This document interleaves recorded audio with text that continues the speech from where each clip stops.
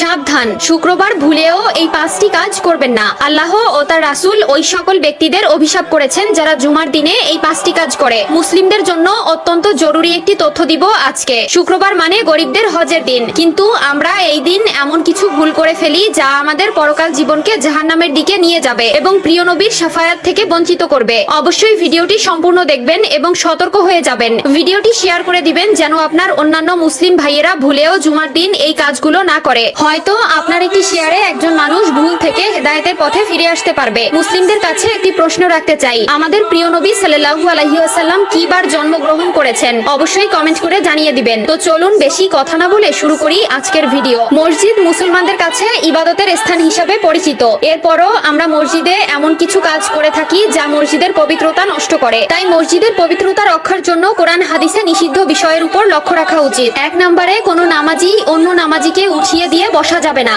রদ্দুল মুখতার 630। মসজিদের ভেতরে প্রতি ওয়াক্ত নামাজ একই স্থানে আদায় করার জন্য কোনো লোক নির্দিষ্ট জায়গা রাখতে পারবে না। 2 নম্বরে রয়েছে মসজিদে হারানো বস্তু তালাশ করা যাবে না, কারণ মসজিদে দ্বীনের কথা বা কাজ ব্যতীত অন্য কোনো কথা বা কাজ করা নিষেধ। মিশকাত শরীফ 654। হযরত আবু হুরায়রা রাদিয়াল্লাহু তাআলা আনহু হতে বর্ণিত, রাসূলুল্লাহ সাল্লাল্লাহু আলাইহি ওয়াসাল্লাম বলেন, তোমাদের কেউ যদি মসজিদে হারানো বিজ্ঞপ্তি দিতে শুনে তাহলে সে যেন বলে, আল্লাহ তোমাকে ওই জিনিস ফিরিয়ে না দিক, কেননা মসজিদ এই সকল কাজের জন্য নির্মাণ করা হয়নি। মুসলিম শরীফ 568। 3 নম্বরে মসজিদে দুর্গন্ধময় কোনো জিনিস খেয়ে বা নিয়ে প্রবেশ করা নিষেধ। মিশকাত শরীফ 655। রাসূলুল্লাহ সাল্লাল্লাহু আলাইহি ওয়াসাল্লাম বলেন, যে ব্যক্তি দুর্গন্ধযুক্ত খাবার খায় সে যেন তার মুখ পরিষ্কার করা ব্যতীত মসজিদে না যায়, কারণ মানুষের মতো ফেরেশতারাও দুর্গন্ধ বস্তু দ্বারা কষ্ট পায়। 4 নম্বরে মসজিদে উচ্চ স্বরে ও দুনিয়াবি কথা বলা যাবে না। মিশকাত শরীফ 689। 5 নম্বরে মসজিদে অপরাধের শাস্তি ও শাসন করা যাবে না। মিশকাত শরীফ 679।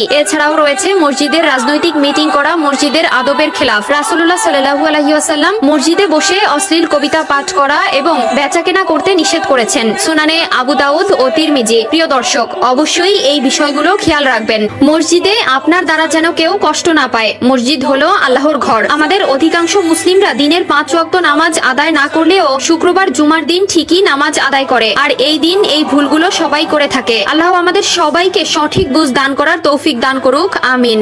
আমি জাহান্নামে পুরুষদেরকে অনেক আযাবে ভুগতে দেখেছি, যার মধ্যে একজনকে পাথরের উপর মাথা রেখে অন্য পাথর দিয়ে অনবরত থেতলিয়ে দেওয়া হচ্ছিল, যার জিহ্বা অনেক দূর পর্যন্ত টেনে নিয়ে যাওয়া হচ্ছিল এবং তাকে তার জিহ্বা দিয়ে ঝুলিয়ে রাখা হয়েছিল। তার